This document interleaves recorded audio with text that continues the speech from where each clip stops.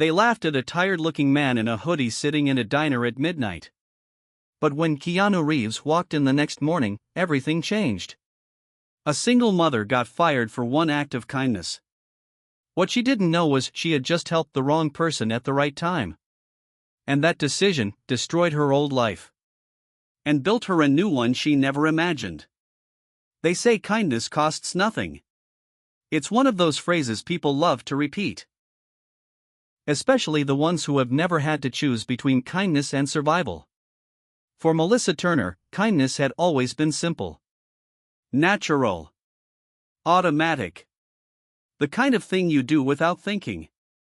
But on a quiet night in Los Angeles, inside a nearly empty diner glowing under flickering neon lights, that simple instinct would become the most expensive decision of her life.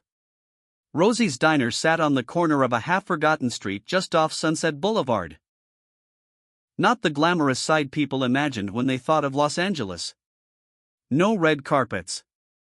No flashing cameras. Just cracked pavement, tired buildings, and a place where people came when they had nowhere else to go or nothing else to spend. Inside, the clock ticked toward midnight. 11:43 p.m. 17 minutes until closing. Melissa moved between tables with practiced efficiency, her body running on muscle memory while her mind calculated numbers that never seemed to work. Rent due in 9 days, an overdue electric bill, groceries running low, and somewhere in the middle of all that, a dream. Mama, please? Just this once? The memory replayed again, clearer than everything else. Harper stood in their tiny living room that morning, barefoot on the cold floor, her oversized t-shirt slipping off one shoulder as she tried unsuccessfully to land a spinning kick she had seen in a video. She stumbled, laughed, and tried again. Mama, Coach Davis said I'm ready for real training. Not just basic stuff. Real stunt work. Melissa had leaned against the kitchen counter, arms crossed, watching her daughter with a mixture of pride and quiet panic. How much is it, baby? Harper hesitated just for a second, then said it fast, like ripping off a bandage. $500. $500. To most people in Los Angeles, that was dinner. To Melissa, it was everything. But she smiled anyway, because mothers learn how to lie with their eyes. We'll figure it out. Now, standing behind the diner counter, Melissa wiped the same clean surface for the third time, her hands slowing slightly as exhaustion crept deeper into her bones. 10 hours on her feet. 2 jobs. No breaks. And still not enough. Last table's gone, Jerry called from the kitchen. We're closing early tonight if no one else comes in. Melissa nodded. Yeah, good. She reached into her apron and counted her tips. 1, 2, 10, 20, $83. Her shoulders dropped slightly. Still short. Still chasing something that kept moving just out of reach. The neon sign outside buzzed softly. The diner was quiet now. Empty. Almost peaceful. And then ding. The bell above the door rang. Melissa froze. Her eyes slowly lifted toward the entrance. A man stood there. Tall. Still. Framed by the dim streetlight behind him. For a moment, he didn't move, like he wasn't sure if he should come in. Melissa glanced at the clock. 11:47 p.m. 3 minutes past the rule. Brad's voice echoed in her head instantly, no customers after 11:30. I don't care who they are. She exhaled slowly and stepped forward. Sorry, we're CLO, the word stopped. The man looked up. And something about his eyes changed everything. They weren't aggressive, or desperate, or entitled. They were tired, deeply tired. The kind of tired that comes from carrying something heavy for too long. Melissa hesitated, just for a second. But sometimes, a second is all it takes.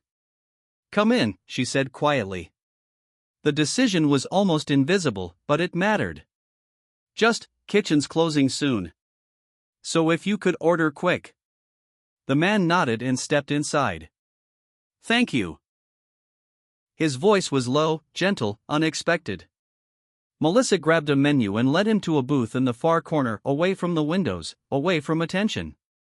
She had seen people like him before. Not the famous kind, the forgotten kind. "What can I get you?" she asked, pulling out her notepad. "Coffee. Black." He paused. "And whatever you'd recommend." Melissa almost smiled. "Our chicken fried steak's the best thing we've got." The man nodded. "I'll take your word for it." As she turned toward the kitchen, something felt different. Not wrong, just unfamiliar. Jerry groaned when he saw her. "Mel, we're closed." "Last order," she said quietly. "Please." He studied her for a moment, then sighed. "Fine. But this is the last order." As the grill sizzled back to life, Melissa leaned against the counter, her eyes drifting back to the man. He sat quietly, no phone, no distractions, just staring out the window like the world outside was moving too fast for him to catch up. Most people came into diners like this to escape noise, problems, life. But him?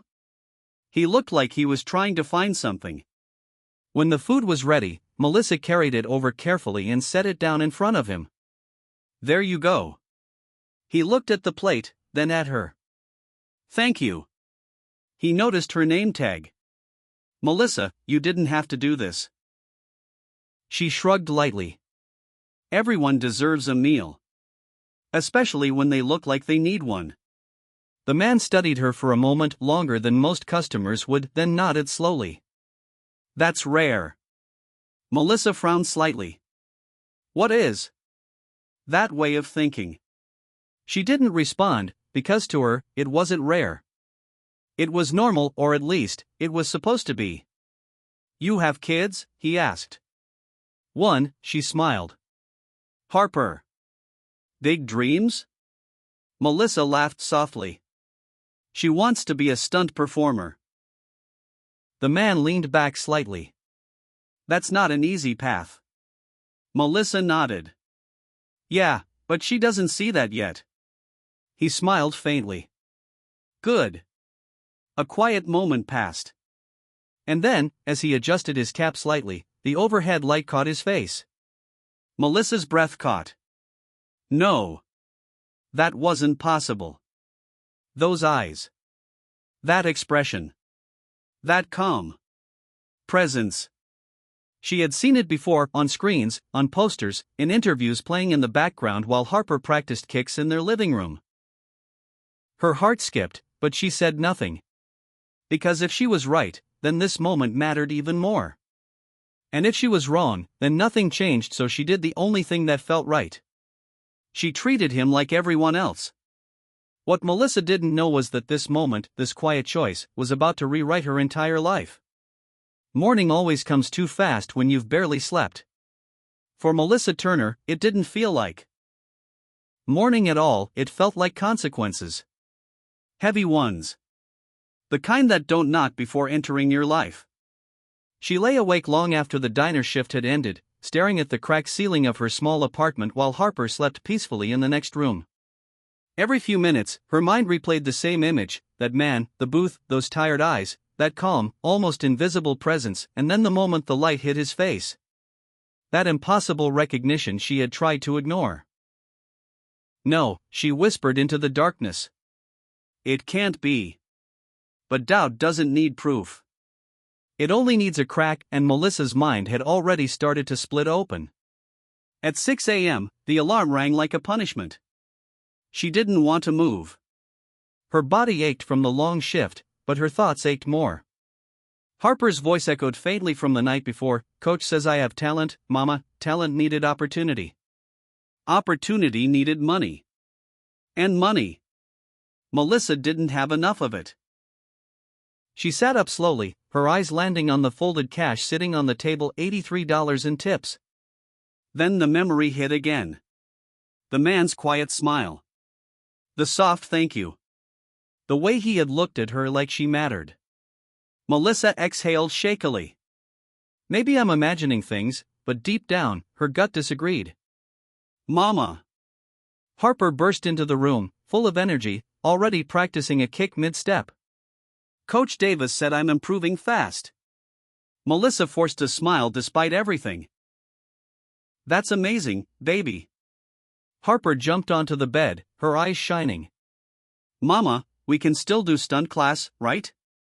The question was simple. Pure. Dangerous. Melissa hesitated just long enough for Harper to notice. We will, she said quickly. Of course we will. A lie. But a necessary one.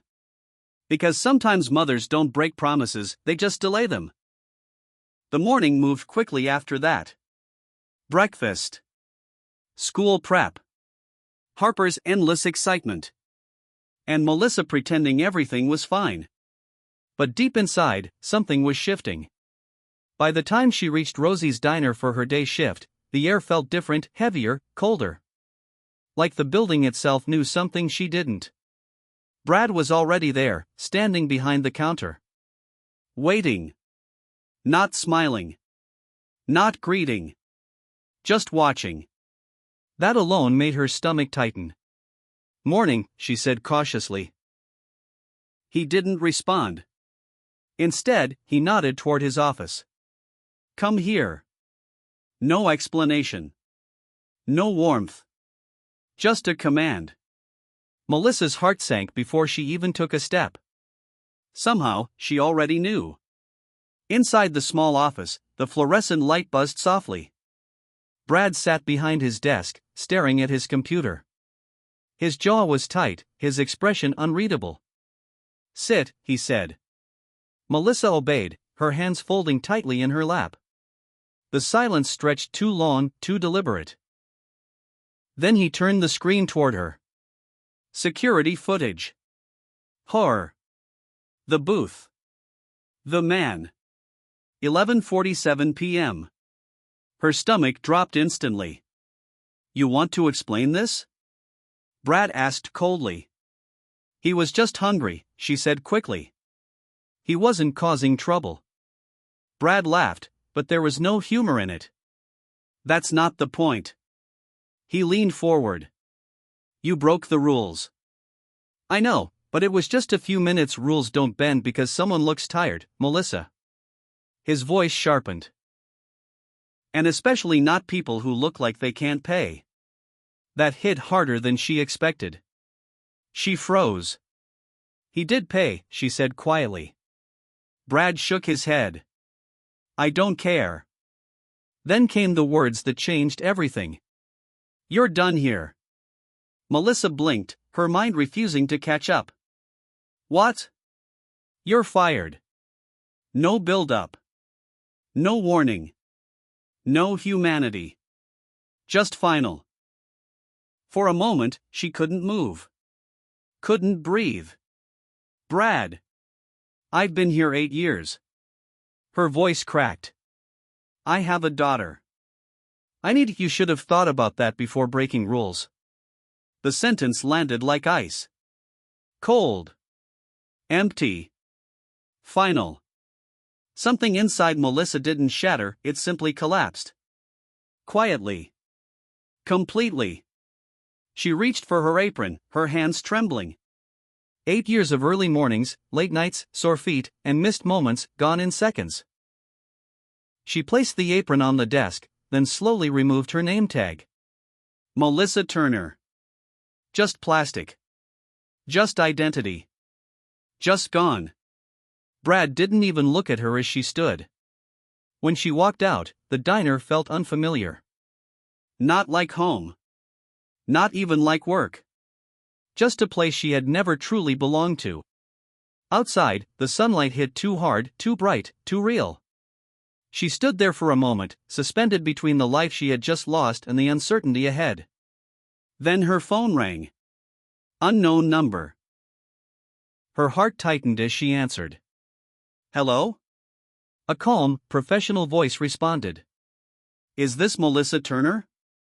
Yes, I'm calling on behalf of Keanu Reeves. Melissa's breath stopped.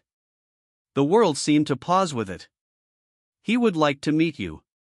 Silence. Me? Yes. At the Reeves Arts Foundation. Her grip tightened around the phone. None of it made sense. Not yet. Why?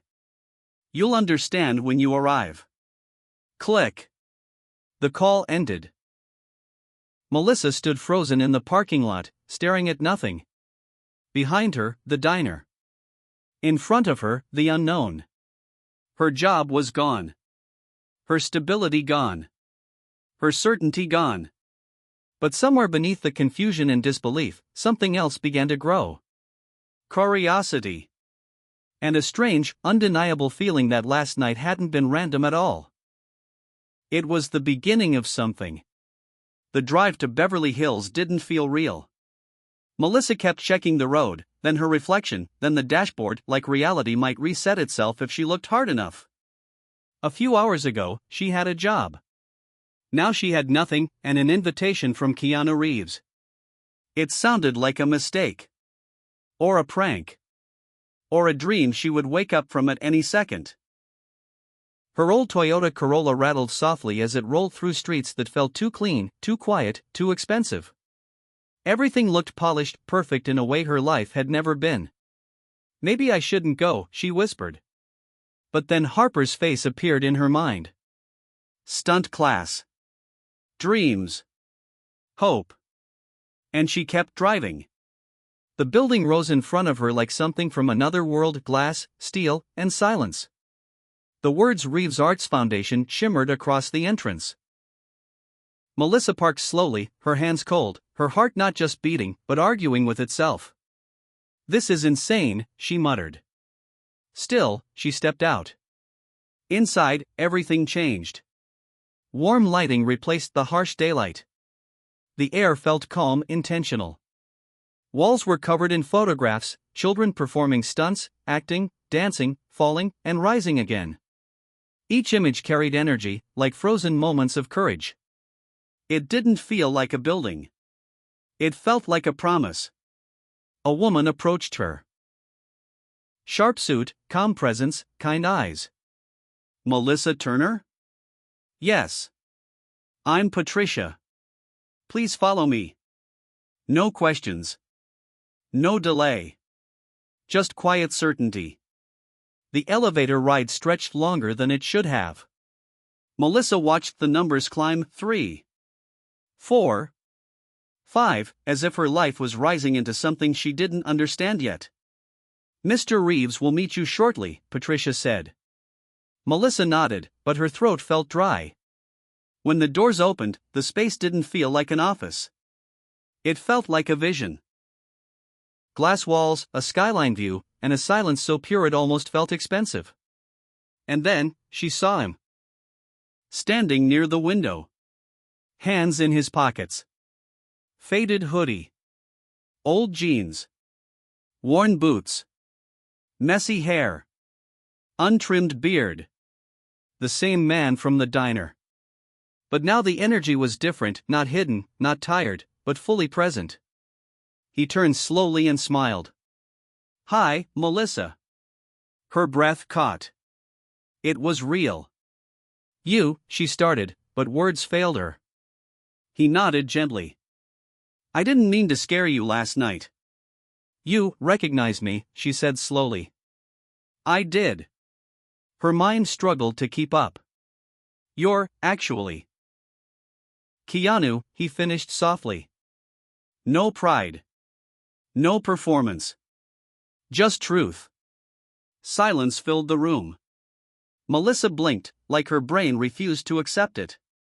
You were at my diner. I was. And I lost my job because of that. A faint, disbelieving laugh escaped her. You didn't lose it because of me, he said calmly. You helped me. That confused her even more. He gestured toward a chair. Sit. Please. She sat slowly, still unsure if anything around her was real. Keanu sat across from her. Not like a celebrity, but like a person. I've been looking for someone, he said. For someone like me, she asked, almost nervously. He shook his head. No, a pause. Someone better than me. That landed deeper than expected. Melissa looked away. I don't understand any of this. Keanu leaned forward slightly, his voice softer now. I started this foundation after years in the industry, and after realizing fame doesn't fix what's broken inside people. Melissa stayed quiet. Listening. I didn't want to build something for attention, he continued. I wanted to build something real. Human. He looked at her directly. So I started watching people. Watching, she repeated, unsure. For a month, he said. Different places. Diners. Stores. Streets. Her stomach tightened slightly. I wasn't looking for talent, he added. I was looking for character. A pause. You were the only one who didn't change. Her voice dropped. Change? When you saw me. He smiled faintly. You didn't perform kindness. You just were kind. The words stayed between them. Heavy. Important. I don't see why that matters, she said quietly. It matters, he replied, because most people adjust their behavior based on importance. If they think someone is rich, they act one way. If they think someone is poor, they act another.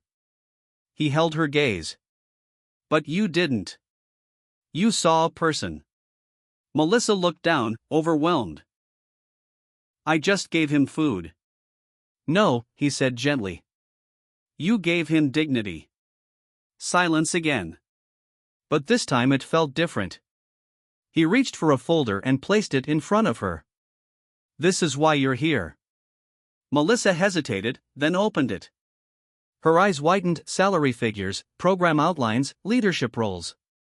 Her heart started racing. This is a mistake, she whispered. It isn't. You want me to run youth programs? Yes. I'm not qualified. You are. I don't have a degree. You have something better. She looked up. What? Experience with people who need help. That silenced her completely. Keanu stood and walked toward the window. I didn't grow up with an easy life, he said quietly. I know what it feels like to be invisible. He turned slightly. And I know what it feels like when someone finally sees you. He looked at her again. That's what you did. Something shifted inside Melissa, something fragile, something new. But I just worked at a diner, she said softly. No, he replied. You served people. Even when it cost you. That sentence hit the deepest. Keanu returned and gently pushed the folder closer. I need someone who understands struggle, not someone who studies it. Melissa's hands trembled. This is too much. It's exactly enough. The room fell into silence again. But now it wasn't empty, it was full of possibility. Then Keanu spoke again, more softly this time. There's one more thing. Melissa looked up instantly. That girl you mentioned last night. Harper, she said without thinking. He nodded. She belongs here. Her breath caught again. We have real programs, he continued. Stunt training. Acting. Movement. Professionals who will guide her. He smiled faintly. She won't just dream it. She'll learn it. Tears filled Melissa's eyes before she could stop them. And me, she whispered. What about me? You'll lead it, he said simply. A long silence followed. Melissa stared at the folder, at her past, her struggles, her identity, all reshaping in real time. I don't know if I can, she admitted. Keanu stood, walked closer, and said quietly, You already did the hardest part. She looked up. You were kind when no one was watching. A small pause. That's the job. Melissa didn't sleep that night, not even a minute. She sat on the edge of her bed, the foundation folder open beside her like it might disappear if she looked away too long. Every few seconds, she reached out and touched it, just to make sure it was still real. In the next room, Harper slept peacefully, curled under a small blanket, her hand resting on a half-finished drawing of herself performing a flying kick on a movie set. That drawing broke something inside Melissa because for the first time, it didn't feel impossible anymore. At 3:12 a.m., she whispered into the darkness, "What if I ruin this?" No answer came. Only silence, and fear pretending to be logic. Morning arrived without permission. Sunlight slipped through the curtains like it had somewhere important to be. Melissa looked exhausted, but she forced herself up anyway, because Harper always woke up believing today might change everything, and today, it actually had. "Mama!" Harper burst into the room, already mid-punch combo. "I practiced the move Coach Davis showed me." Melissa smiled weakly. "That's my girl." Harper's eyes quickly locked onto the folder. "What's that?" Melissa hesitated, then knelt in front of her. "Something big happened yesterday." Harper froze, not with fear, but excitement. "Did I get into stunt class?" Melissa smiled softly. "Better." That single word changed everything. "Better than stunt class?" Harper asked. Melissa opened the folder slowly. "Someone wants to help kids like you learn real stunt training. Real coaches. Real films." Harper's eyes widened. "You mean like, movies?" "Yes." For a moment, Harper said nothing, then whispered, "Is it real?" Melissa nodded. "Yes, baby. It's real." Harper jumped forward and hugged her tightly. "I'm going to be an action star." Melissa closed her eyes, and for the first time, she let herself believe it too. Meanwhile, back at Rosie's diner, Brad stood behind the counter like a man waiting for a storm, except the storm had already passed, and it had left consequences behind. Two men in suits walked in. Not customers. Not police. Something heavier. "We're here about acquisition," one said calmly. Brad frowned. "Acquisition of what?" "The diner chain." Brad let out a nervous laugh. "That's not possible." The second man slid a document forward. "It already started." Brad's face tightened. "Why are you telling me this?" The first man looked him directly in the eye. "Because of Melissa Turner." Brad froze. The room suddenly felt smaller. "What about her?" he asked slowly. The answer came without hesitation. "Keanu Reeves wants her involved in restructuring every location." Silence fell hard. Brad blinked in disbelief. "She's just a waitress," the man interrupted coldly, "she's now the foundation's future." And in that moment, Brad understood something terrifying. He hadn't just fired an employee, he had fired the wrong person. Back at the foundation, Melissa stepped into the training hall for the first time. It was wide, open, alive. Soft mats covering the ground, mirrors lining the walls, and kids everywhere. Laughing. Moving. Falling. Getting back up. Harper ran ahead of her like she already belonged there. "Mama, look," she shouted before jumping into a roll, clean, confident, natural. A nearby trainer clapped. "That's real talent." Melissa felt something tighten in her chest, not just pride, not fear, but something deeper. Something she hadn't felt in a long time. Belonging. Keanu Reeves entered quietly, just like before. Same hoodie. Same calm presence. The kind of person who didn't need attention to be noticed. "Did she settle in?" he asked. Melissa nodded, a small smile forming. "She thinks she owns the place already." Keanu smiled back. "That's good." Then his expression shifted slightly.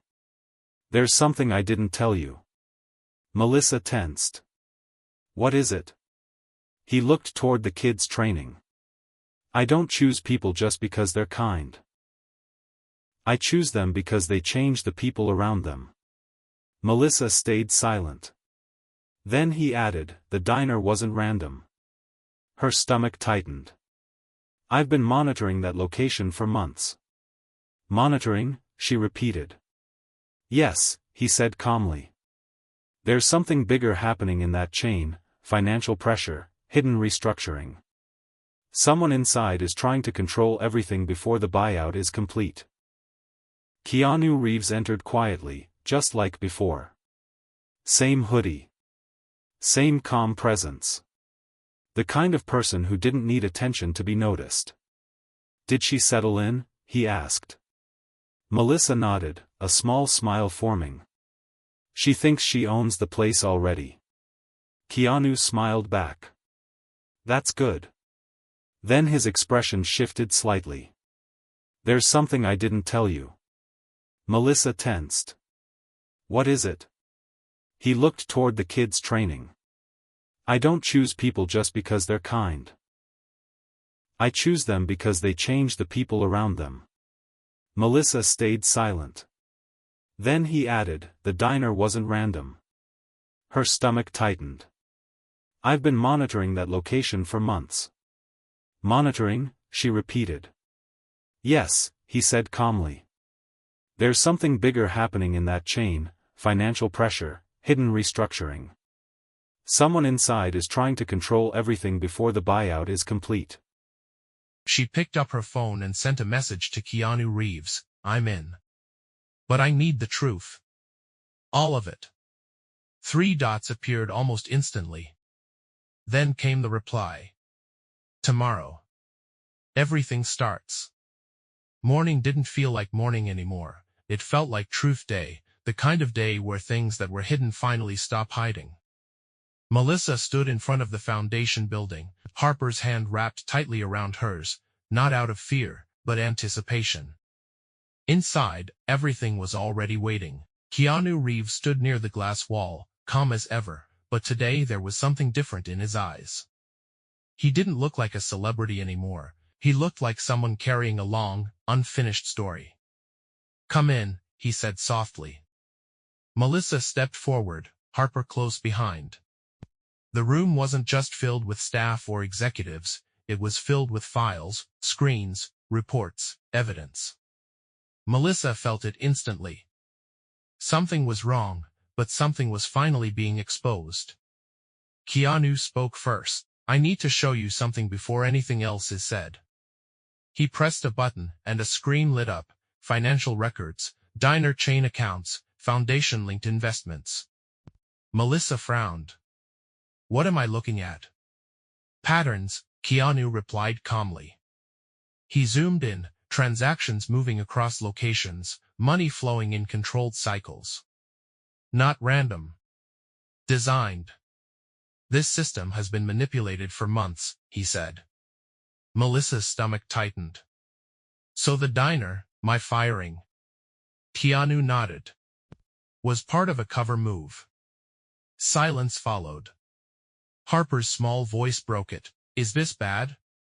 Melissa squeezed her hand gently. Yes, baby, but we're going to fix it. Keanu walked slowly across the room. This isn't just about one diner, he said. It's about control of the entire youth program funding system. Melissa looked confused, but he continued. Someone inside the corporate structure has been redirecting funds meant for community programs into private accounts. A pause. And your actions, your shift, exposed inconsistencies in their tracking system. Melissa blinked. I didn't expose anything. I just served a customer. Keanu nodded. Exactly, that's why it worked. And then it clicked. Her kindness had broken a system built on predictability, because kindness isn't predictable. The door opened slowly.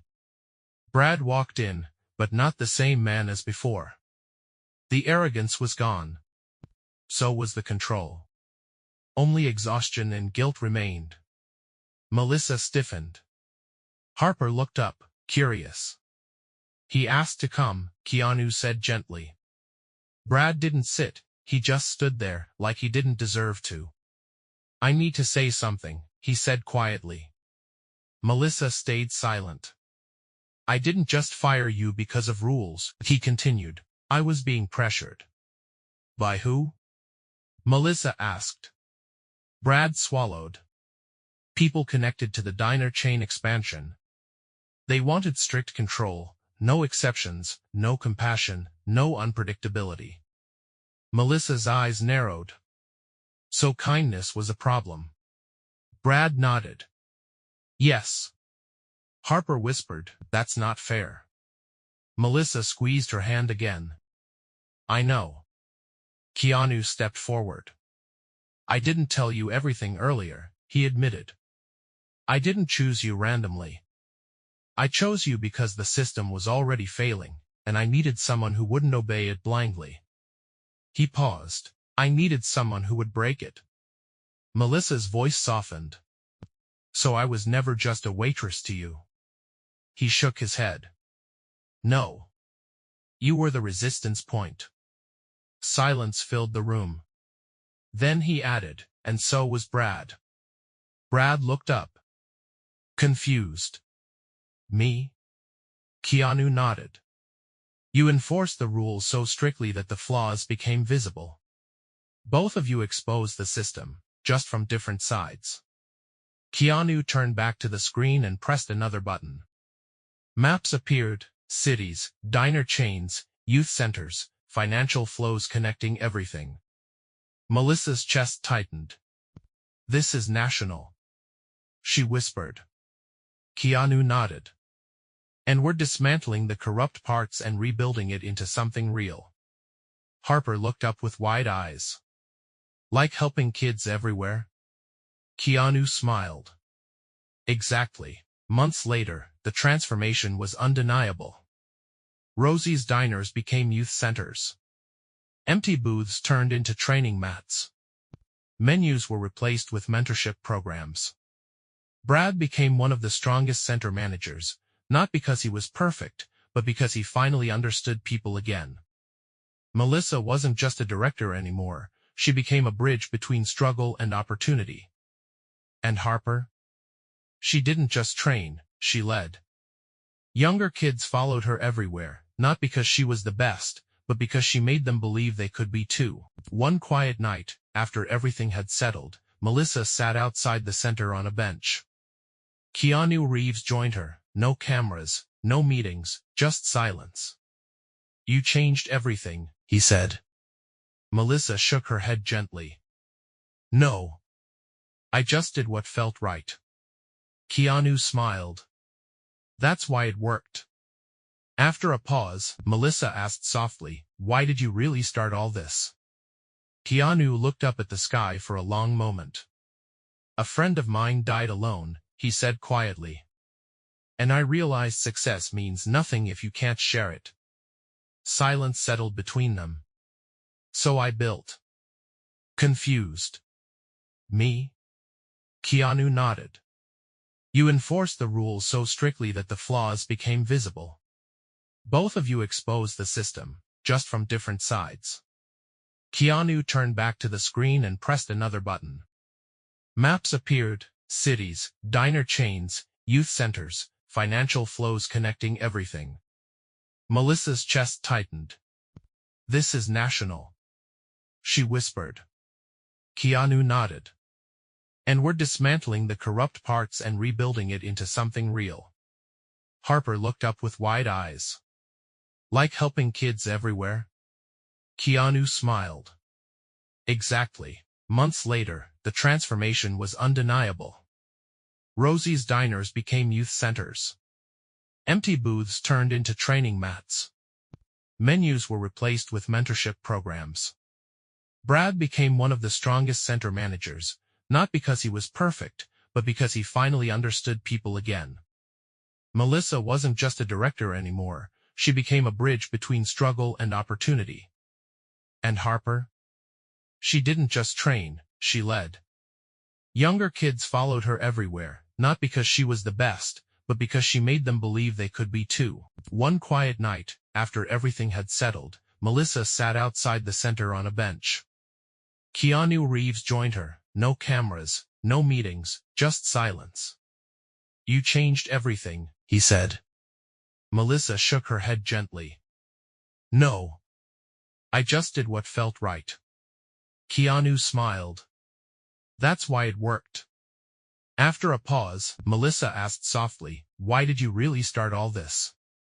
Keanu looked up at the sky for a long moment. "A friend of mine died alone," he said quietly. "And I realized success means nothing if you can't share it." Silence settled between them. "So I built